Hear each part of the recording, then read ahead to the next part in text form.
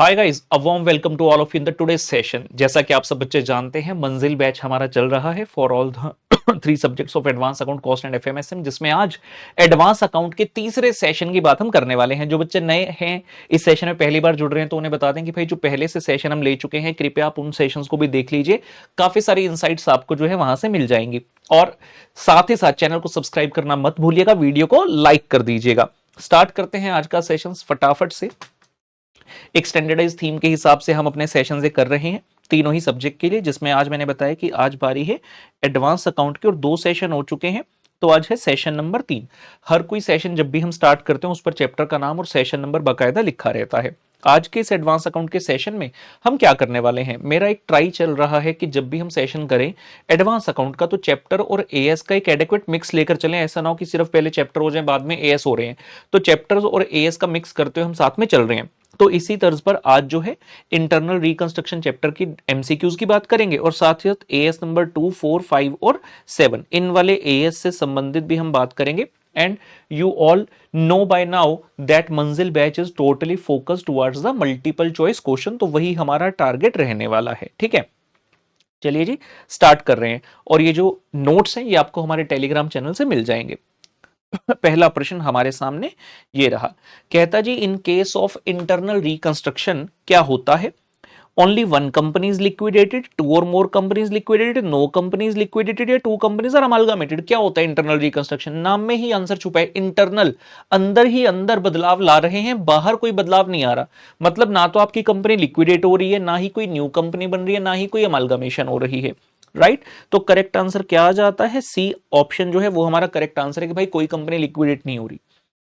उसके बाद हमारे सामने मेजर एक बड़ा क्वेश्चन आता है, कहता है जी एक बैलेंस शीट है और ये एक नोट्स टू अकाउंट्स हैं, काफी सारी एडजस्टमेंट्स हैं, और कहता जी ऊपर जो डिटेल्स दी गई है ना, इनको पढ़कर क्वेश्चन नंबर 2 से 6 का उत्तर दीजिए। तो 5 क्वेश्चन है, 2, 3, 4, 5 और 6। उसके लिए डाटा दिया है सारा, फटाफट से एक बार गो थ्रू करते हैं क्या है डाटा में। तो डाटा में क्या दिया है, कहता जी बैलेंस शीट है of the rebuilt limited as at 31 of March 2001। Equity and liability, सबसे पहले इसके अंदर शेयर होल्डर फंड है, शेयर कैपिटल है, रिजर्व एंड सरप्लस है, नेगेटिव वाला। कहता जी नोट नंबर 1 और 2 इसके लिए। तो यहां पर अगर आप नोट देखो, शेयर कैपिटल के अंतर्गत इक्विटी शेयर कैपिटल है, प्रेफरेंस शेयर कैपिटल है। इक्विटी में है 15,000 शेयर 50 रुपए का एक, प्रेफरेंस में है 12,000, 7% प्रेफरेंस शेयर है, मतलब डिविडेंड का रेट 7% है, 50 रुपए का है ये भी। और यहां पर एक लाइन लिखी गया था, preference dividend is in arrear for last 5 year. पिछले 5 साल से आपने डिविडेंड दिया ही नहीं है। कितने रुपए के? 6 लाख के। 6 लाख को 7% से गुना करते हैं तो 42,000 एक साल का बनता है। 7% ऑफ दिस 6 लाख 42,000 एक साल का बनता है, और आपने पिछले 5 साल से डिविडेंड दिया ही नहीं है। यहां तक क्वेश्चन पढ़कर हमें समझ आ गया कि इंटरनल रिकंस्ट्रक्शन का क्वेश्चन है भाई। ठीक है ना, और कुछ ना भी पढ़े अभी तक। उसके बाद नॉन करंट लायबिलिटी में लोन है, फिर ट्रेड पेबल करंट लायबिलिटी है, अदर वाली नॉन करंट एसेट्स में पीपीई है और इंटेंजिबल एसेट है। ये एक स्पेशल इंपॉर्टेंस वाली चीज रहती है ना, इंटेंजिबल एसेट। और आपके बेसिकली रिजर्व सरप्लस में भी एक नेगेटिव बैलेंस था, तो डेबिट बैलेंस है, इसको राइट ऑफ आपको करना होता है। उसके बाद उसने कहा पीपीई में बिल्डिंग और प्लांट है, इंटेंजिबल में ट्रेडमार्क और गुडविल हमारे पास पड़े हैं। देखेंगे क्वेश्चन क्या कहेगा इसके बारे में। ठीक है, इन्वेंट्री है, ट्रेड रिसीवेबल है, इतनी सी ही इंफॉर्मेशन है। उसके क्या कहता है जी, कंपनी प्रॉफिट अर्न कर नहीं पा रही, वर्किंग कैपिटल कम है, scheme of reconstruction has been approved by both the classes of share holder, यानी कि इक्विटी और प्रेफरेंस दोनों ने अप्रूव कर दिया। Summary of the scheme is as follows. Points दिए कई सारे हमें, जैसे कि मान लो पहला पॉइंट पढ़ते हैं। कहता है equity share holders have agreed that their ₹50 share should be reduced to 2.5 by cancellation of 47.5। अरे बाप रे, 50 रुपए का शेयर था और फुल्ली पेड अप है। कहता है इसे 2.5 का कर दो, मतलब कितना रुपए छोड़ रहे हैं वो? 47.5 रुपए का पुत्र सेक्रीफाइस कर रहे हैं। कहता है they have also agreed to subscribe for 3 new equity share of 2.5 each for each equity held. हर एक शेयर के लिए कितने नंबर ऑफ शेयर है? 15,000। तो हर शेयर के बदले they have also agreed to subscribe for 3 new share for each share. तो आपके 15,000 शेयर हैं, 15,000 गुना 3, हर एक शेयर के बदले आप 3 नए शेयर लोगे तो 45,000 शेयर लोगे आप नए, और 2.5 रुपए के हिसाब से they have also agreed to subscribe, मतलब वो इतने शेयर और लेंगे और बदले में आपको पैसा देंगे। तो इसी तरह से कई सारे पॉइंट है, हम पहले देखते हैं क्या क्या पूछ रहे हैं। तो क्वेश्चन नंबर 2 में what's the amount of sacrifice by equity holder from their paid up capital. कहता पेड अप कैपिटल में से कितने का सैक्रिफाइस कर रहे हैं। अब देखिए जी 15,000 शेयर है और 47.5 का सैक्रिफाइस है।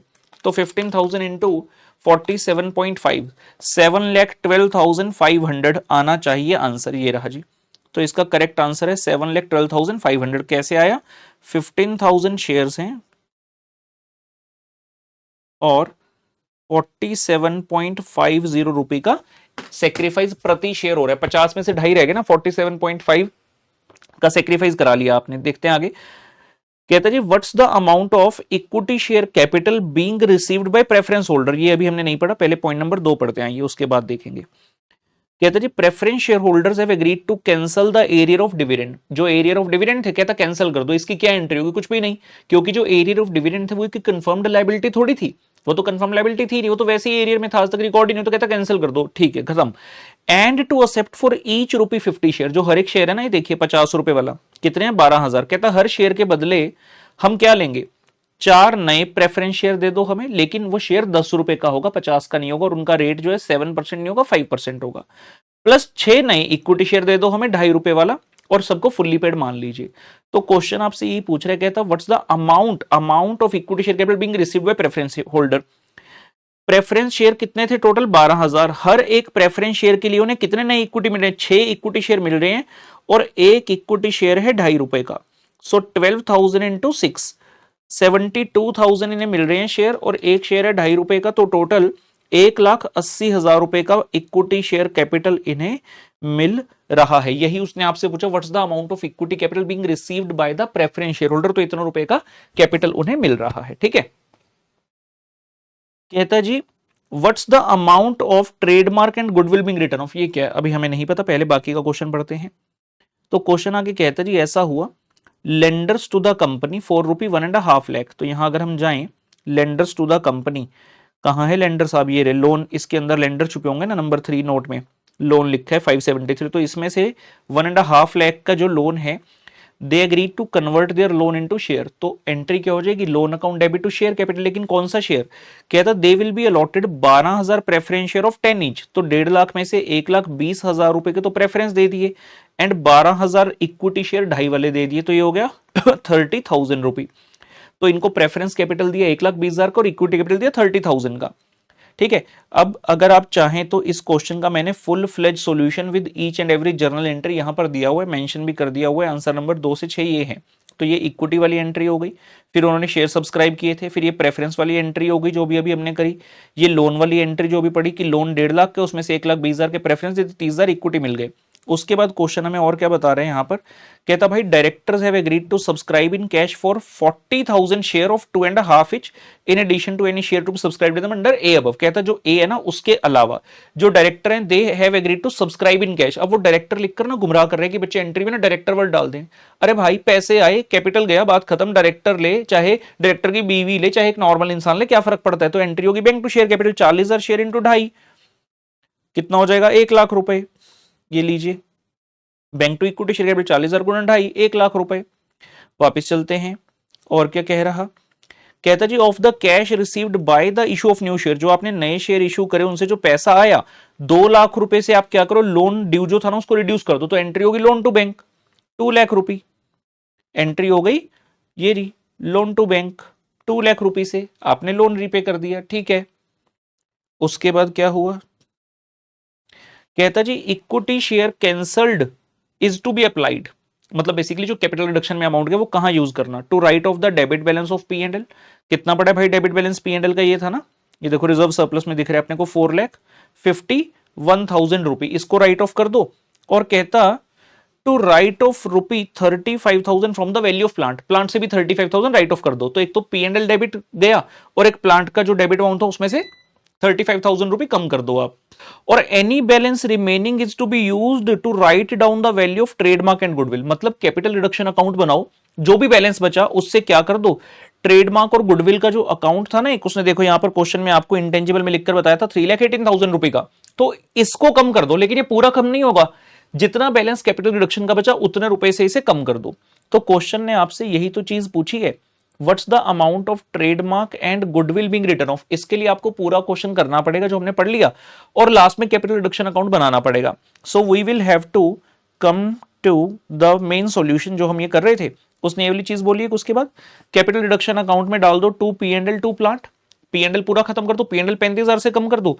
अब इसके बाद आप कैपिटल रिडक्शन अकाउंट अपना बना लो। बैलेंसिंग फिगर जो आ रही है कितने रुपए की, 1,66,500 की, ये ट्रेडमार्क एंड गुडविल में डालो तो अकॉर्डिंगली ये एंट्री इसकी हो जाएगी। तो अमाउंट कितना है जी, 166,500।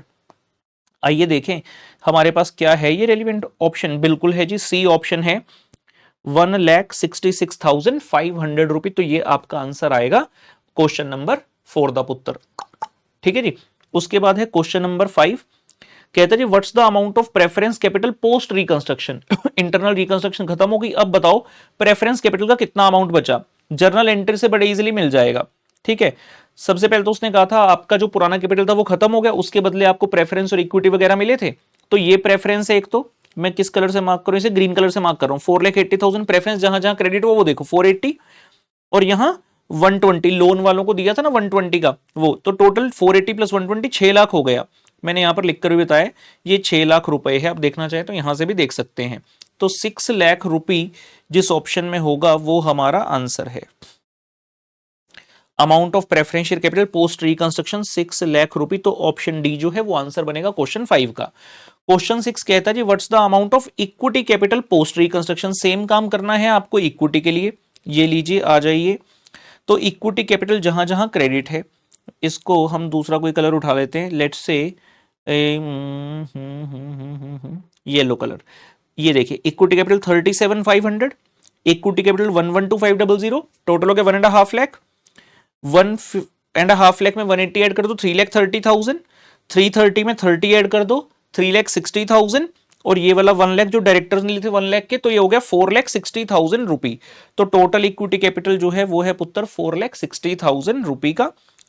तो हमारी जो करेक्ट ऑप्शन है अमाउंट ऑफ इक्विटी कैपिटल की वो वाली बनेगी जहां पर आपका इक्विटी कैपिटल आ रहा है 4,60,000। लीजिए, यहां तक किसी प्रकार की कोई भी डाउट नहीं होनी चाहिए। आगे बढ़ रहे हैं, तो जो केस स्टडी थी हमारे पास उससे संबंधित है क्वेश्चन नंबर 2 to 6। अब हम बढ़ते हैं आगे क्वेश्चन नंबर 7 पर। सबसे पहले it says material and other supplies held for use, held for use material and supply मतलब रॉ मटेरियल्स की बात कर रहे हैं बेसिकली। AS2 का क्वेश्चन है। Held for use in the production of inventory are not written down below cost. कहता आप उनको कॉस्ट से नीचे मेजर नहीं करते if the finished product in which they will be incorporated are expected to be. पढ़ते हैं ना AS नंबर 2 में कि रॉ मटेरियल की वैल्यूएशन कैसी होगी, वो डिपेंड करता है कि आपका FG जो है वो सेल कॉस्ट से कम पर हो रहा है या ज्यादा पर। तो कहता those are not written down below the cost. कहता आप उसको कॉस्ट से कम पे राइट डाउन नहीं करोगे अगर जो फिनिश प्रोडक्ट है they are expected to be sold at or above cost, sold above cost, less than cost, या सोल्ड एट मार्केट वैल्यू। तो इसका आंसर क्या है जी, sold at or above the cost. हम कहते हैं कि अगर आपका FG कॉस्ट या कॉस्ट से ज्यादा में बिकेगा उस सिचुएशन में आपने अपने मटेरियल को वैल्यू कॉस्ट पर ही करना है, उससे कम पे नहीं करना। तो क्वेश्चन नंबर 7 का आंसर है ए। क्वेश्चन नंबर 8 पर आते हैं। कहता है जी fixed production overheads should be absorbed systematically. जब AS नंबर 2 करते हैं आपको ऐड करने होते हैं खर्चे सारे। तो वेरिएबल खर्चे तो इजीली हो गए, मटेरियल लेबर, वेरिएबल ओवरहेड भी इजीली पर यूनिट पता होते हैं अपने को, लेकिन जो फिक्स खर्चा है वो टोटलिटी में पता होता है। तो उसको पर यूनिट पर कैसे लाते हैं, कहता है सिस्टमेटिकली करना to the units of production over the dash capacity. क्या रेटेड लेना है, नॉर्मल, थियोरेटिकल या प्रैक्टिकल? कौन सा कैपेसिटी होता है जी, नॉर्मल कैपेसिटी, नॉर्मल कैपेसिटी। उसके बाद question number 9, good question, exam में आया हुआ। On 31st of March 2001 a business firm finds that cost of a partly finished unit on that date is 530। partly finished unit मतलब एक WIP है, उसकी cost है 530। The unit can be finished during the year by an additional expenditure of 310 estimated additional expenditure, और इसका sale price होगा 750 का, लेकिन 4% का खर्चा हो जाएगा। तो कॉस्ट ऑफ ये आपका एस्टिमेटेड सेलिंग एक्सपेंस हो गया, sorry. Firm seeks your advice regarding the amount at which this WIP should be valued for the preparation of final account. Formula क्या होता है जी, रूल क्या है बेसिकली, कॉस्ट और NRV whichever is lower. Cost कितना है 530, what you need to do, you need to find out the NRV। NRV के लिए फॉर्मूला क्या होता है कि एस्टिमेटेड सेलिंग प्राइस जो कि कितना है 750 माइनस एस्टिमेटेड सेलिंग एक्सपेंस कितना, उसने बोला 4% का ब्रोकरेज। 750 का 4% करते हैं तो आएगा 30, और minus estimated cost to complete, कितने रुपए की कॉस्ट ऑफ कंप्लीशन है, उसने बोला 310 रुपए लगाकर अपन इसको कंप्लीट कर सकते हैं। तो ये भी माइनस कर दिया जी 310, कितना आया 750 में से बेसिकली 340 निकल गए। कितना 410 रह गया जी हाँ, 410 रुपए ये है एनआरवी। और कॉस्ट कितनी है उसने बताया, हमारी कॉस्ट अब तक लग चुकी है 530। तो रूल क्या होता है जी, कॉस्ट और NRV which ever is lower, तो लोअर क्या है 410। तो इसका जो करेक्ट आंसर आएगा बेटा that will be C option 410। ठीक है ना। तो ये सारी चीजें अपने को पता होनी चाहिए, AS2 में मेन चीज यही तो है, वैल्यूएशन किस तरीके से होती है। नेक्स्ट क्वेश्चन आ रहा है बेटा हमारे सामने, क्वेश्चन नंबर 10। कहता जी कैश था 4 लाख रुपए का, stolen by the cashier in the month of March 2001 was detected in April. April में हमें पता चल गया कि हमारा कैश ऐसे चोरी करके भागा है ये cashier. Financial statement for the year ended 31 March were approved by board of director on 15th of May. As per the accounting standards, कौन सा एस है, AS number 4, contingencies and events occurring after the balance sheet date. तो as per the AS this is dash for the financial statement of year ending 31 March. तो क्या है ये, adjusting event है कि नॉन एडजस्टिंग है, adjusting है। बड़ी सीधी सी बात है, if there is any condition existing on the balance sheet date, क्या 31 मार्च को कंडीशन एग्जिस्टिंग थी, हाँ। ये 4 लाख रुपए चोरी हो चुके थे, आपको पता कब चला, 15 मई को आपकी फाइनेंशियल स्टेटमेंट से प्रूव हुई, उससे पहले अप्रैल में पता चल गया ना, तो ये एडजस्टिंग इवेंट आपका बनेगा। तो आंसर है ए ऑप्शन, एडजस्टिंग इवेंट पुत्र। ठीक है, उसके बाद क्वेश्चन 11 आता है, company invested 100 lakh in April 2001 before the approval of financial statement by the board of director. कहता जी 100 लाख रुपए इन्वेस्ट किए हमने और अभी तक अप्रूवल आया नहीं था फाइनेंशियल स्टेटमेंट के ऊपर बीओडी का। कहां गए 100 lakh, in the acquisition of another company doing the similar business, जिसकी negotiation during the year start हो गई। तो कहता बताओ आप कैसे डील करोगे। सबसे पहला ऑप्शन कहता जी it is not the event occurring after balance sheet date. क्या आपको लगता है ये not the event occurring after balance sheet date है, नहीं, it is the event occurring after balance sheet date. ठीक है ना, बेसिकली बैलेंस शीट डेट के बाद और फाइनेंशियल स्टेटमेंट अप्रूव होने से पहले अगर कुछ भी हो गया वो event occurring after balance sheet date होता है। दूसरा कहता है कि एडजस्टिंग इवेंट है, नहीं। तीसरा क्या है, नॉन एडजस्टिंग है, ये भी नहीं है। सर क्या ऐसा हो सकता है, डेफिनेटली ना तो ये पूरी तरह से एडजस्टिंग है ना नॉन एडजस्टिंग है, इनको बोलते हैं सिग्निफिकेंट नॉन एडजस्टिंग, जिनके बारे में आपको बीओडी रिपोर्ट में बताना होता है। तो इसका फोर्थ ऑप्शन पढ़ते हैं एक बार, यही करेक्ट होगा मेरे ख्याल से। It should be disclose in the report of approving authority that is BOD to enable the users of financial statement to make the proper evaluation and decision. जी हाँ, तो इसका करेक्ट आंसर है ऑप्शन डी, ये इसका correct answer उत्तर बनेगा।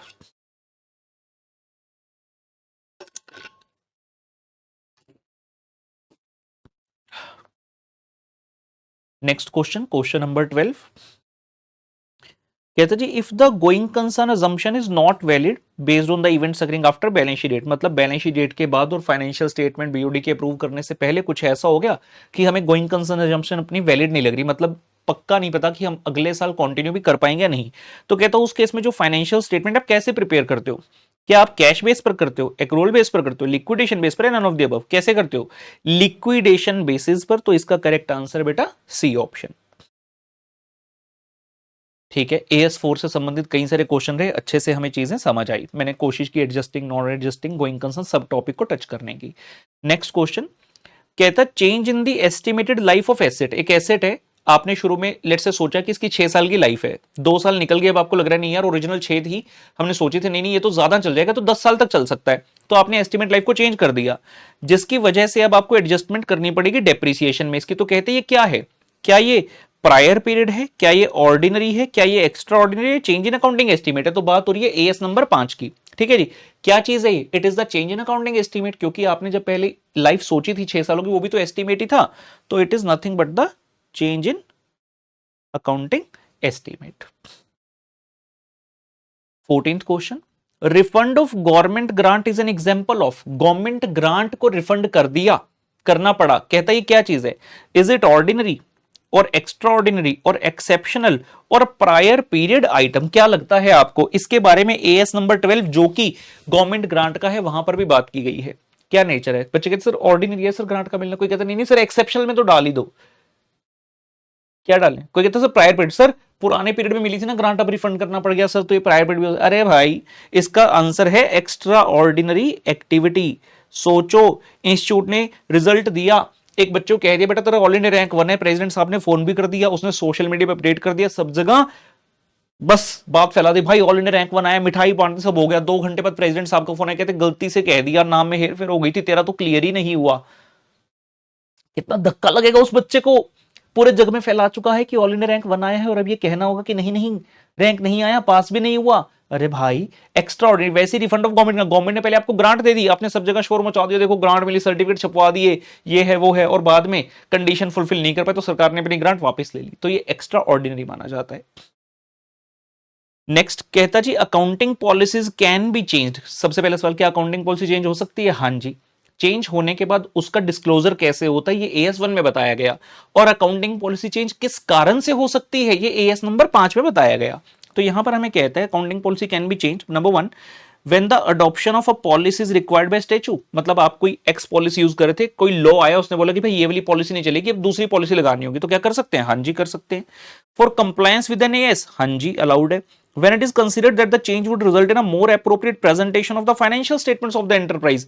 जी हाँ, तीनों में कर सकते हैं, लेकिन आंसर तो कोई एक ही होगा। तो बेस्ट ऑप्शन दिख रही है डी, जहां पर लिखा है ऑल ऑफ द अबव, किसी भी कारण से हो, ऊपर जो मेंशन है ABC, तो हम अपनी अकाउंटिंग पॉलिसी को चेंज कर सकते हैं, तो डी ऑप्शन करेक्ट है। Next question, a company Z limited is engaged in the business of providing the consultancy services. ठीक है, a few days back it received a notice from the GST department raising a demand of GST on the consultancy services provided by it for ₹5 lakh.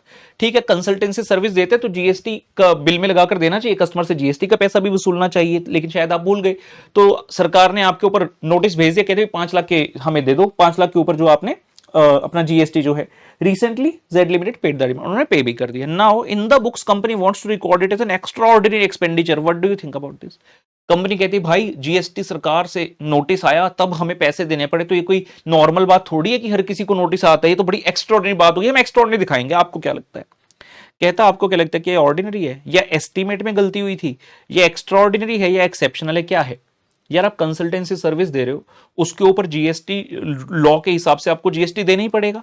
Just because you did not पे and government ने आपको notice भेजा, उसके बाद आपने पे किया, doesn't make it extra ordinary, ये स्टिल ऑर्डिनरी ही रहेगा, क्योंकि ऑर्डिनरी एक्टिविटी के ऊपर लगा है। हम ऑर्डिनरी एक्टिविटी तो करें कंसल्टेंसी सर्विसेज वाली, तो उसके ऊपर ही तो GST लगा है। आपने कब दिया, किस हालात में दिया, मैटर नहीं करता, तो इसका आंसर है ऑर्डिनरी। 16th क्वेश्चन का आंसर है ऑप्शन ए। 17th पर आए, कहता है during the year ended 31 March 25 there was change in the cost formula in measuring the cost of inventory. आपने क्या किया, कॉस्ट फॉर्मूला चेंज कर लिया। मान लो पहले आप फीफो यूज करते थे, अब आप वेटेड एवरेज यूज करेंगे। कहता है ये क्या चीज है, how it should be considered, क्या ये प्रायर पीरियड आइटम है या चेंज इन अकाउंटिंग एस्टीमेट है? मतलब आपने सोचा था पहले मैं फीफो लगा लेता हूं, वेटेड एवरेज एस्टीमेट था, या चेंज इन पॉलिसी है, या नन ऑफ द अबव है? क्या है ये? चेंज इन पॉलिसी है। जो आपका मेथड होता है ना इन्वेंट्री को मेजर करने का, वो पॉलिसी होता है कि हाँ एज अ पॉलिसी हम ये मेथड यूज करें, तो अगर आप उसकी बजाय कोई और मेथड यूज करें, it means it's a change in accounting policy भी। फिर एक बड़ा डाटा हमारे सामने आता हुआ, जिसके बेस पर वो कह रहे हैं आंसर कर रहे हैं क्वेश्चन नंबर 18 से लेकर 20 तक। On 1 December 24 the company undertook का contract to construct a building for ₹85 lakh. तो हमने कॉन्ट्रैक्ट लिया 85 लाख रुपए में बिल्डिंग बनाने का। ये क्या है जी? कॉन्ट्रैक्ट का रेवेन्यू है।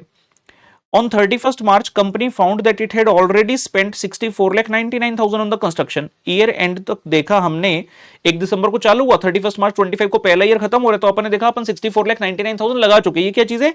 Cost till date, CTD, cost till date. AS number 7 का क्वेश्चन है, prudent estimate of additional cost for the completion is 32,01,000, और अपने को लग रहा है अभी अपना फर्दर कॉस्ट जो है, फर्दर एस्टिमेटेड कॉस्ट 32,01,000 का लग जाएगा। कहता बताइए कितना रेवेन्यू रिकॉर्ड करें? तो इस केस में क्या लगेगा? Percentage completion method, stage of completion percentage basically आपको निकालना है। कैसे निकलता है? Cost till date divide by total estimated cost, मतलब आज तक की कॉस्ट प्लस फ्यूचर में जितनी लगने वाली है। ये लीजिए, इस प्रश्न का डिटेल में हमने यहां पर उत्तर बनाया है। हम कह रहे हैं जी कॉस्ट आज तक लगी है 64,99,000 और लगने वाली है 32,01,000, तो टोटल एस्टिमेटेड कितना हो गया? 97 लाख। इन दोनों को जोड़ दिया हमने। तो स्टेज ऑफ कंप्लीशन परसेंटेज कैसे निकालेंगे? कॉस्ट टिल डेट, भाई आज तक इतना लग गया 64,99 डिवाइड बाय टोटल एस्टिमेटेड कितना? 97 लाख इनटू 100, तो ये 67% आ गया। तो स्टेज ऑफ कंप्लीशन 67% है, मतलब जो भी आपका कॉन्ट्रैक्ट का रेवेन्यू मिलने वाला है पूरे कॉन्ट्रैक्ट का, उसका 67% कर लो। तो 85 लाख मिलने वाला है ना, उसका 67% किया, ये कितना आ गया जी? 56,95,000। तो ये हमारा करेक्ट आंसर बनेगा 56,95,000, यानी कि जो ऑप्शन बी है ना बेटा, वो आपका करेक्ट आंसर बनेगा कि इतना रेवेन्यू हमें बुक करना है। फिर पूछता है what is the profit for the sorry, what is the profit for the year ending 31 March 25। तो क्या करेंगे, जितना रेवेन्यू अपना आया कितना 56,95,000, इसमें से क्या माइनस करोगे, जितना खर्चा लग गया 64,99,000। कहां हो, ये रहे, ये रेवेन्यू हो गया, इसमें से माइनस कर दो कॉस्ट 64,99,000 की, तो ये प्रॉफिट नहीं है, तो लॉस आ रहा है 8,04,000 का। तो जाएंगे और यहां पर 8,04,000 वाली ऑप्शन देखेंगे ध्यान से, ए भी 8,04,000 है, बी भी 8,04,000 है, लेकिन आपको कौन सा चूज करना है, लॉस वाला 8,04,000, यानी कि पुत्र option number B is the correct answer. अंतिम क्वेश्चन आ रहा है इस केस स्टडी से, what's the how much extra provision is to be created for the loss for year ending 31 March 25। ये क्या होता है, how much extra provision, basically आपको ये पता है कि आपका टोटल जो कॉन्ट्रैक्ट का रेवेन्यू वो 85 लाख ही है, ये तो फिक्स है ना, और कॉस्ट कितनी हो गई है आज तक की मिला के, किसमें, फर्दर वाले में हमें पता है कि हमारी टोटल कॉस्ट है 97 लाख। तो अगर मैं इन दोनों को कंपेयर करूं तो हमें देखते हुए पता चलता है कि हमारा जो टोटल लॉस है ना वो आज ही अपने को पता है 12 लाख हो चुका है, जिसमें से आपने करंट ईयर में 8,04,000 तो बुक कर लिए जो अपन ने लिखा, तो बाकी का भी आप अभी बुक कर लो as per the provision of, as per the concept of conservatism, principle of conservatism, ठीक है ना, प्रूडेंस के हिसाब से। तो 12 लाख टोटल लॉस बनता है, जिसमें से एक्चुअल लॉस आपने बुक कर लिया 8,04,000 का, तो बाकी रह गया 3,96,000। इतने का प्रोविजन आप इमीडिएटली क्रिएट करेंगे, यही उसने पूछा है आपसे। तो करेक्ट आंसर क्या है, 3,96,000, यानी कि पुत्र ऑप्शन नंबर सी, जिसमें अमाउंट लिखा है 3,96,000। इसी के साथ ये हमारा एडवांस अकाउंट का सेशन नंबर 3 खत्म होता है जी। वीडियो को लाइक कर दीजिएगा प्लीज, और साथ साथ कमेंट करके आप अपने सुझाव या फिर आपको कैसा लगा ये बता सकते हैं, which works as a motivation for us. इसी के साथ लेते हैं मुलाकात अगले सेशन में, तब तक के लिए बाय बाय।